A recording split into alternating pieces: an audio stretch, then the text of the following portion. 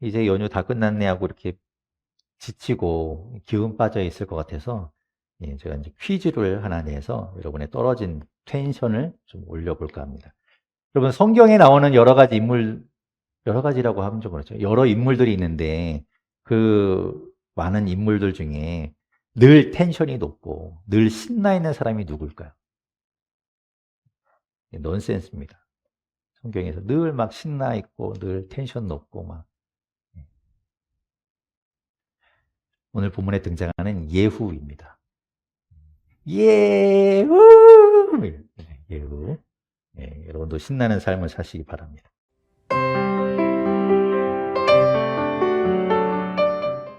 길다면 길고 짧다면 짧은 연휴가 지나갔죠.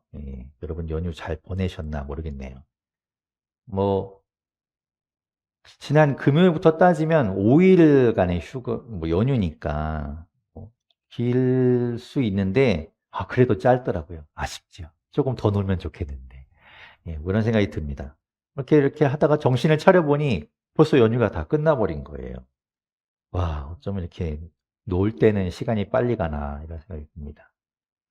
그래서 이렇게 아이고 이제 연휴 다 끝났네 하고 이렇게 지치고 기운 빠져 있을 것 같아서 제가 이제 퀴즈를 하나 내서 여러분의 떨어진 텐션을 좀 올려볼까 합니다. 여러분 성경에 나오는 여러 가지 인물, 여러 가지라고 하면 좀 그렇죠. 여러 인물들이 있는데 그 많은 인물들 중에 늘 텐션이 높고 늘 신나 있는 사람이 누굴까요? 넌센스입니다. 성경에서 늘 막 신나 있고 늘 텐션 높고 막. 오늘 본문에 등장하는 예후입니다. 예후! 예후. 여러분도 신나는 삶을 사시기 바랍니다. 자, 오늘은 그 예후 이야기를 좀 하려고 하는데요. 오늘 그의 삶을 좀 들여다보면서 그의 삶 전체를 다 보기에는 좀 어렵고, 오늘 우리가 초점을 두고 좀 보고 싶은 내용은 뭐냐면, 하나님이 왜 예후를 선택했을까라는 것에 우리가 초점을 두고 좀 오늘 말씀을 보려고 합니다. 예후의 어떤 점 때문에 하나님께 선택을 받은 것일까? 도대체 예후가 뭘 어떻게 했을까? 그걸 좀 보고 싶은 거죠. 예후라는 이름이 성경에 처음 등장하는 거는 열왕기 상입니다. 우리가 보고 있는 열왕기 하 앞에 있는 책이죠. 그 책에 이제 나오는데, 뭐 예후라는 이름을 가진 동명이인들이 많기 때문에 그런 사람들 다 이제 빼고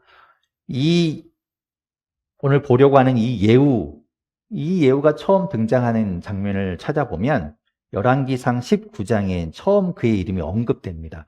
그렇다고 그 예후가 꼭 그 장면에 나오는 건 아니고요. 이름만 언급이 돼요.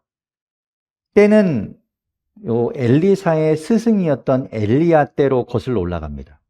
그래서 그 엘리야 때에 하나님께서 엘리야에게 3가지 사명을 주셔요. 너 이거 해라 라고 말씀해 주시는데 그 일의 내용이 뭐냐면 3사람에게 기름을 부어서 그 사람들을 세우라는 내용이었어요. 열왕기상 19장 15절부터 16절까지 말씀을 제가 한번 읽어볼게요. 주님께서 그에게 말씀하셨다. 너는 돌이켜 광야 길로에서 다마스쿠스로 가거라. 거기에 이르거든 하사엘에게 기름을 부어서 시리아의 왕으로 세우고 또 님시의 아들 예후에게 기름을 부어서 이스라엘의 왕으로 세워라. 그리고 아벨 무올라 출신인 사밧의 아들 엘리사에게 기름을 부어서 내 뒤를 이을 예언자로 세워라 라고 말씀하세요. 그러니까 3사람 등장하죠. 그 사람들에게 기름을 부어서 세우라고 이야기하십니다. 첫 번째는 하사엘. 그를 이제 아람인 수리아 왕으로 세우라는 것이고요. 두 번째는 예후에게 기름을 부어서 북이스라엘의 왕으로 세우라는 것. 그리고 세 번째는 엘리사에게 기름을 부어서 이제 엘리야 다음 예언자로 세우라는 그런 내용이죠. 그때 이제 예후라는 이름이 처음 등장하는 거예요. 여기까지만 보면 예후가 도대체 누구야? 이런 생각을 갖고 우리가 볼 수 있겠죠. 근데 여기에 보면 이제 공통적으로 이 3사람에게 하는 행동 가운데 우리가 볼 수 있는 것이 뭐냐? 기름을 붓는다는 거예요. 기름을 붓는다. 그래서 말이 나온 김에 이 기름을 붓는다는 것이 무엇인가? 잠깐 짚고 넘어갈게요.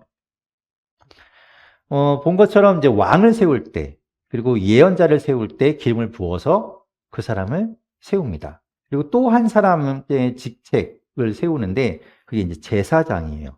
제사장도 기름을 부어서 세웁니다.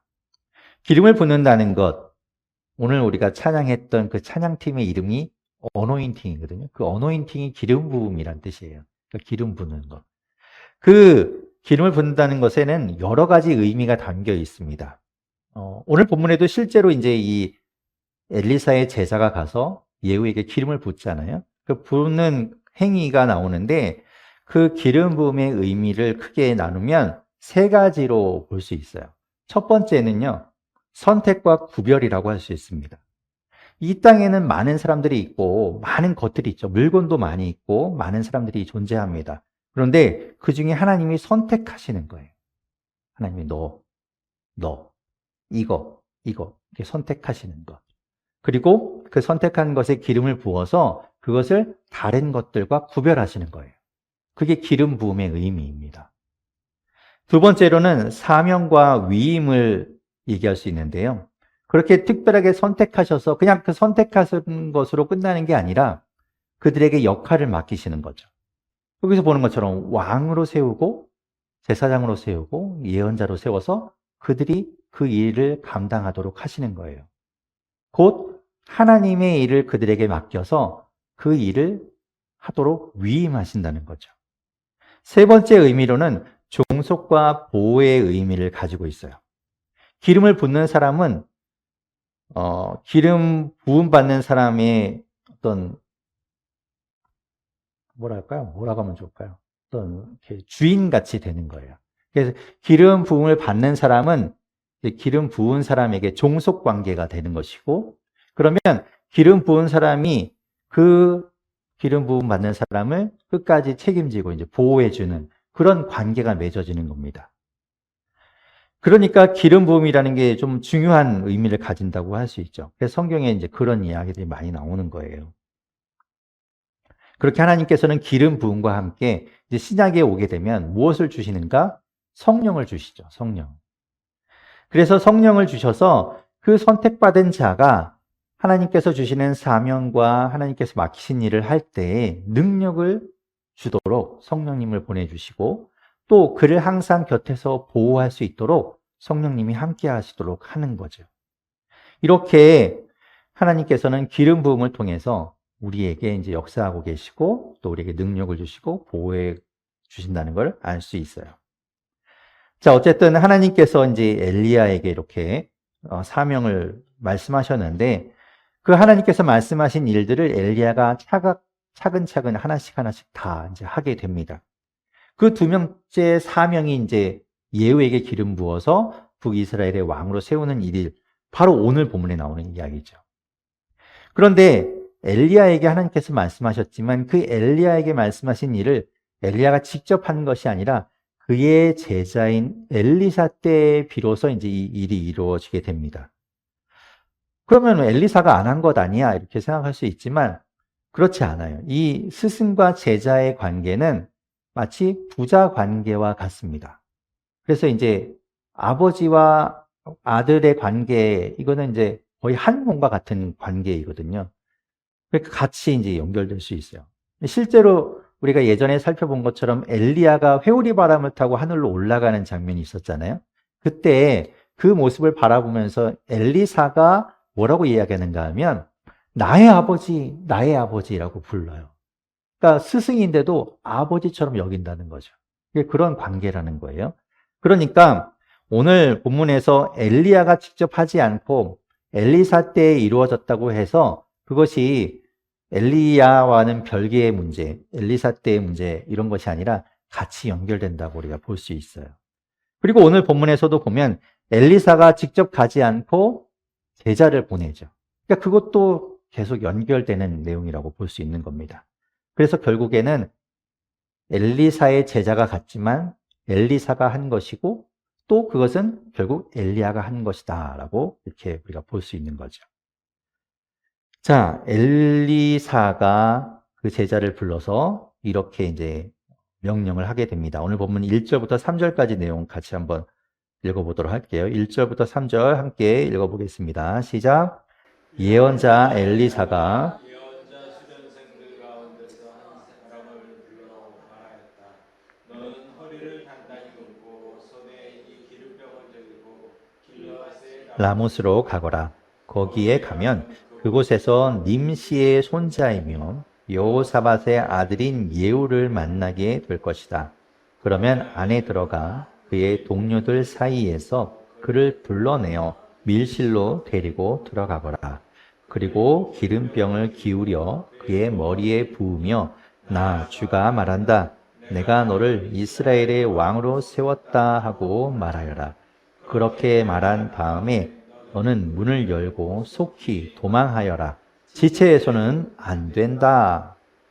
아멘.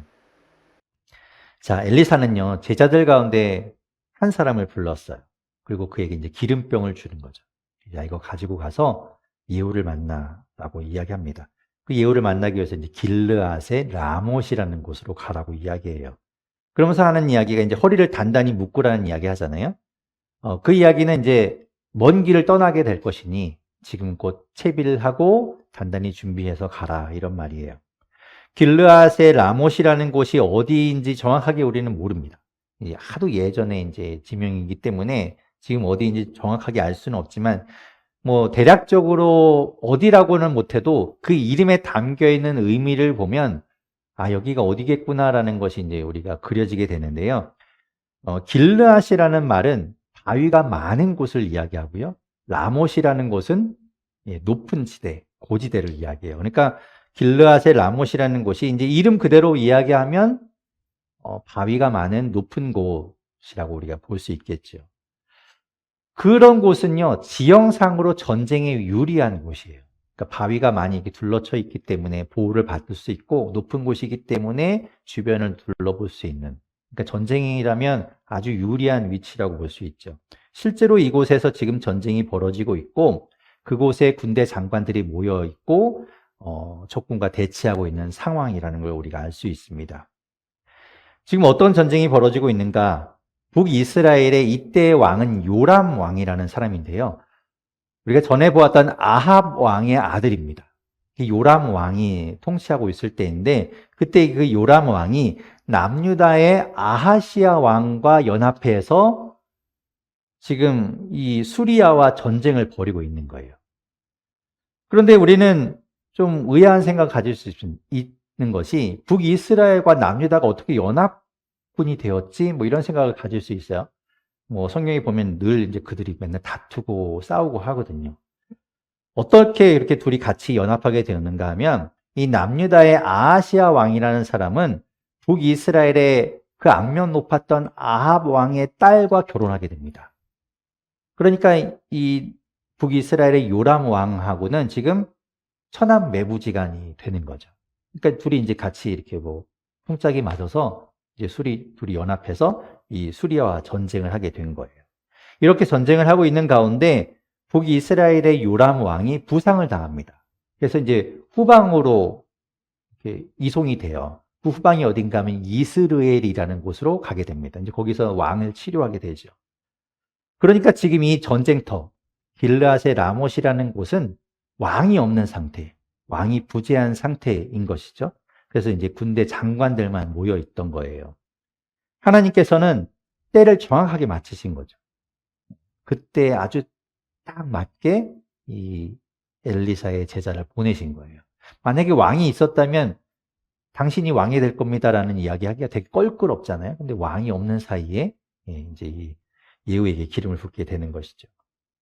엘리사의 명령, 또 거슬러 올라가면 엘리야의 명령이기도 했고, 또 그것은 더 거슬러 올라가면 하나님의 명령이기도 했잖아요. 근데 그 명령을 가지고 제자는 길을 갔고 길르앗의 라못에 도착하게 되었습니다. 그리고 오늘 보면 4절부터 6절까지 말씀이 나오는데요. 같이 한번 또 4절부터 6절까지 말씀 읽어볼게요. 시작. 그리하여 예언자의 시종인 그 젊은이가 길르앗의 라못으로 갔다. 그가 도착하였을 때에 그곳에는 군대의 장관들이 둘러앉아 회의를 하고 있었다. 그가 그들에게 말하였다. 장군님 드릴 말씀이 있습니다. 그러자 예후가 말하였다. 우리들 가운데 누구에게 말하고 있는 겁니까? 그 시종이 말하였다. 바로 장군님께 말씀을 드리고 있습니다. 예후가 일어나서 집 안으로 들어가자 예언자의 시종인 그 젊은이는 그의 머리에 기름을 부으며 말하였다. 나 주 이스라엘의 하나님이 말한다. 내게 기름을 부어 주님의 백성 이스라엘의 왕으로 세웠다. 아멘. 자, 이 제자는요, 예후를 만났어요. 들어가니까 마침 장군들이 이제 둘러 앉아서 회의를 하고 있었습니다. 장군님, 드릴 말씀이 있습니다. 어떤 장군이요? 여기 장군이 이렇게 많은데 누구한테 말하는 겁니까? 바로 당신, 예후 장군님한테 드릴 말씀이 있습니다. 근데 이 장면을 생각해 보면요. 어떻게 이 사람이 이 제자, 이 젊은 제자가 지금 이 중요한 장군들이 있는 곳까지 오게 되었을까? 좀 궁금해요. 그가 무슨 뭐 마패 같은 게 있는 것도 아니고, 이렇게 철통 같은 그 경비를 뚫고 어떻게 그 자리까지 가게 되었을까? 좀 궁금해지더라고요. 그리고 예후와 따로 이제 있는 공간에서 예후에게 기름을 붓잖아요. 근데 이 제자는 분명하게 오늘 본문에도 이야기하지만 젊은 제자예요. 젊은인 거예요. 젊은이고 예후는 아마 나이가 좀 있었을 것으로 보이는데 그 군대의 장군인 예후가 이 젊은이 앞에 과연 무릎을 꿇었을까? 그렇죠? 그리고 기름을 부을 때 그것도 어떻게 가만히 있는가? 이게 지금 전쟁 중이니까 혹시 적군이 나 예언자의 제자라고 가장하고 들어와서 독국물 같은 거 부으면 그러면 큰일 나잖아요. 근데 어떻게 그걸 다 이렇게 하고 있을까? 이 장면을 보면 그런 것들이 좀 궁금해져요, 저는. 아마도 이 예언자 엘리사의 제자라는 것이 뭔가 이렇게 좀 표시가 났을 것 같아요. 그죠? 그냥 나 엘리사가 보냈습니다 하면 누가 믿겠어요? 뭔가 이렇게 표시되는 것이 있지 않았을까라고 생각이 됩니다. 그리고 이 장면이 아주 중요한 장면인데 이 장면 여러분이 이제 기억해 두고 계셔야 돼요. 뒤에 가서 이 장면을 한번 떠올려 보시면 좋을 것 같아요. 아무튼 이 젊은 제자는 예후에게 기름을 부으면서 하나님의 말씀을 전하는 것이죠. 내가 너에게 기름을 부어서 주님의 백성 이스라엘의 왕으로 세웠다. 북이스라엘에는요, 19명의 왕들이 있었습니다. 근데 그 중에서 이렇게 기름을 부어서 세워진 왕은 예후가 유일해요. 그러니까 도대체 하나님은 무엇 때문에 예후에게 특별하게 기름을 부어서 왕으로 세웠을까? 그의 무엇이 특별했을까? 궁금해질 수밖에 없는 거죠. 혼자만 기름 부음을 받았으니까. 예, 특별한 사람이잖아요. 이 예후라는 이름의 뜻은요, 그분은 하나님이시다. 하나님은 그분이다. 뭐 이런 뜻을 갖고 있어요. 그러니까 그가 하나님을 인정하는 이름을 갖고 있는 거잖아요. 그가 그런 삶을 살았는지는 알 수 없습니다. 왜냐하면 기록되어 있지 않으니까. 그래서 그가 뭐 어떻게 살았고 하나님 앞에서 어떤 사람이었는지는 알 수 없죠. 하지만 뭐 여러 가지 이제 이야기들을 우리 통해서 추정해 볼 수 있는 것, 그가 하나님 앞에 어떻게 해서 선택받게 되었는가, 이런 것들은 우리가 추정해 볼 수 있게 됩니다. 말씀드린 것처럼 예후는 아마 나이가 좀 들어있는 사람일 것으로 보여요. 왜 그런가 하면 그가 이 지금 요람 왕의 아버지인 아합 왕 때부터 군대의 중요한 요직인 군 지휘관을 담당하고 있었던 것으로 스스로 밝히고 있기 때문이에요. 열왕기하 9장 25절에 보면 그가 이렇게 이야기합니다. 예후가 요람의 빛깔 시종 무관에게 말하였다. 그 주검을 들고 가서 이스라엘 사람 나봇의 밭에 던지시오. 당신은 나와 당신이 그의 아버지 아합의 뒤에서 나란히 병거를 타고 다닐 때에 주님께서 그를 두고 선포하신 말씀을 그대로 기억할 것이요. 그러니까 아합 왕 때도 이미 그는 아합 왕 다음 가는, 그죠? 그러니까 그 정도 서열을 가진 군대를 지휘하던 지휘관이었다는 걸 알 수 있어요. 그러니까 아합 왕이 죽고 나서도 계속해서 요람 왕 때의 군대 장관을 지낼 만큼 실력도 출중했고, 그리고 그만큼 책임감이 있고 성실했던 사람이라는 것을 짐작할 수 있는 거죠. 또 그것을 뒷받침할 수 있는 것이 그 엘리사의 제자가 들어갔을 때 이제 그들이 회의하고 있던 장면을 통해서도 짐작해 볼 수 있어요. 왕이 부재한 상태이잖아요. 왕이 없는 상태에 그가 책임감을 가지고 장군들을 모아서 회의를 하면서 어떻게 이 전쟁을 이끌어 갈 것인가, 왕이 없는 상태에서 어떻게 하면 좋을까 이제 대책 회의를 하고 있었다는 것은 그가 책임감이 있는 사람이라는 걸 알 수 있는 거죠. 왕도 없는데, 왕이 부상을 당했는데 우리 끝난 것 아니야? 라고 도망가거나 아니면 아이고 왕도 없는데 좀 놀아. 어차피 전쟁 지금 소강 상태이니까 좀 놀자. 그러면 띵가띵가 이렇게 놀던 시간이나 때우는 그런 사람이 아니었다는 거예요. 그의 진정한 가치는 기름 부음을 받은 후에 나타나게 됩니다.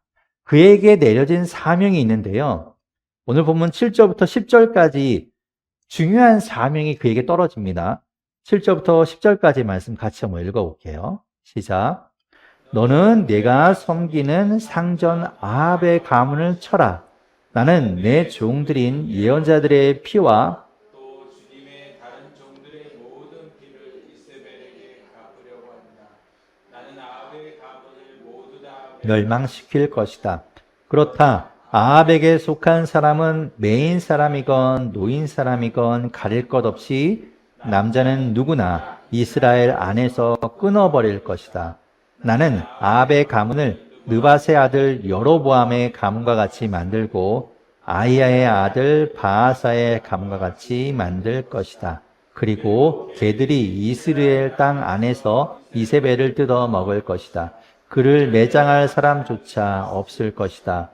그리고 난 뒤에 예언자의 시종인 그 젊은이는 문을 열고 도망하였다. 아멘. 자, 이 예후에게 맡겨진 일들. 엄청난 일들이 맡겨졌죠? 아주 중요한 일들이 맡겨졌습니다. 그에게 맡겨진 것은 이미 죽은 아합 왕의 남은 가문들, 그리고 그 아합 왕과 관계된 사람들, 특별히 아합 왕의 부인이었던 이세벨, 그들을 처단하고, 그리고 억울하게 죽은 선지자들과 억울하게 당한 그 사람들의 원한을 풀어주는 것, 그런 것을 이야기하죠. 그래서 실제로 이제 이 뒤에 이어지는 이야기를 우리 여러분이 이제 묵상하시면서 보셨겠지만, 예후는 이후에 요람 왕과 또 그의 어머니인 이세벨, 그러니까 아합의 부인인 이세벨, 그리고 아합의 아들 요람 왕의 형제인 70명을 죽이고요. 그리고 아합에게 속한 모든 자를 모조리 처단합니다. 피해 숙청이 이루어지게 되는 거예요. 그리고 그뿐만 아니라 남유다 왕이면서 지금 북이스라엘과 결혼하고 관계를 맺고 있는 아하시아 왕, 그도 처단합니다. 그래서 아하시아 왕도 죽고요. 아하시아 왕의 형제인 42명도 죽습니다. 그리고 마지막으로 바알을 섬기는 바알의 선지자들이 모조리 다 처형을 당하게 돼요. 정말 피비린내 나는 그런 살육의 현장이 벌어지게 되죠. 그 모든 일들을 예후가 감당하게 되는 거예요. 그는 정말 남김없이 지체하지 않고 하나하나 그 일들을 다 해나갑니다. 하나님의 말씀대로 실행에 옮긴 거예요. 그 일들을 다 마쳤을 때 하나님께서는 예후에게 이렇게 말씀하십니다. 열왕기하 10장 30절에 하나님께서 말씀하시기를 이렇게 말씀하십니다. 주님께서 예후에게 말씀하셨다. 너는 내가 보기에 일을 바르게 잘하여 내 마음에 들도록 아합의 가문을 잘 처리하였으니 내 4대 자손까지는 이스라엘의 왕위를 지키게 될 것이다. 라고 말씀하시죠. 잘했다고 칭찬하시는 거예요. 내 마음에 들도록 내가 맡긴 일을 잘 처리하였구나 라고 말씀하시죠. 다만 안타까운 것은 그가 그 후에도 하나님을 섬기고 하나님 말씀대로 잘했으면 좋은데 하나님의 말씀인 그 율법을 지키지 않고 예전에 여로보암이 만들어 놓은 산당에 가서 거기 가서 제사를 지낸 것, 이것 때문에 다윗에게 약속하셨던 것처럼 영원히 그 왕위를 물려주지는 못하고 4대까지만 왕위를 물려받게 되죠. 그러나 우리가 분명하게 여기서 알 수 있는 것은 무엇인가 하면 예후가 하나님의 말씀을 철저하게 순종했다는 거예요. 철저하게 순종했다. 그래서 예언자의 제자인 젊은 그 제자가 왔을 때도 그에게 기름을 부을 때도 그것을 순종하고 받아들인 거죠. 하나님은 예후의 이 순종을 보신 거예요. 그가 그 주어진 일, 그에게 맡겨진 일에 대해서 책임을 다하고 성실하게 그 일들을 잘 해나가는 그 순종의 자세를 하나님께서는 보신 겁니다. 바로 그거죠. 하나님은 우리에게 순종을 요구하세요. 그리고 그 순종을 보시는 겁니다. 우리의 능력이나 우리의 잘남이나 우리의 착함이나 그런 걸 보시는 게 아니라 우리가 얼마나 하나님께 순종하는가를 하나님이 보신다는 거예요. 그래서 그 순종함을 보시고 우리를 사용하신다는 거죠. 오늘 제목에서처럼 내가 너에게, 하나님이 우리에게, 하나님이 나에게 기름을 붓고 하나님이 우리를 사용하신다는 겁니다. 말씀드렸듯이 기름 부음은 선택하고 구별하는 거잖아요. 나를 구별하여, 나를 선택하여 세우시고 나에게 사명을 주시고 하나님의 일을 맡겨주시는 겁니다. 그리고 그것을 감당할 수 있도록 능력을 더해 주시고 우리를 보호해 주시는 것이죠. 누구에게요? 순종하는 자에게 하나님께서 그렇게 하신다는 거예요. 우리에게 중요한 것은 하나님 앞에 순종하는 것, 하나님 말씀을 따르는 것, 그것이 우리에게 요구되는 겁니다. 하나님은 그것을 보고 계신다는 거예요. 저는 우리 모두가 그렇게 하나님 말씀에 순종하고 하나님 앞에 순종하는 마음으로 나아가서 하나님의 기름 부음을 받고 하나님의 사명을 받고 또 하나님의 능력을 받고 하나님의 보호하심을 받고 그래서 하나님께서 맡기신 일들을 잘 감당하고 또 우리가 가진 것 이상으로 놀라운 일들을 행하는 우리 모두가 될 수 있기를 바랍니다.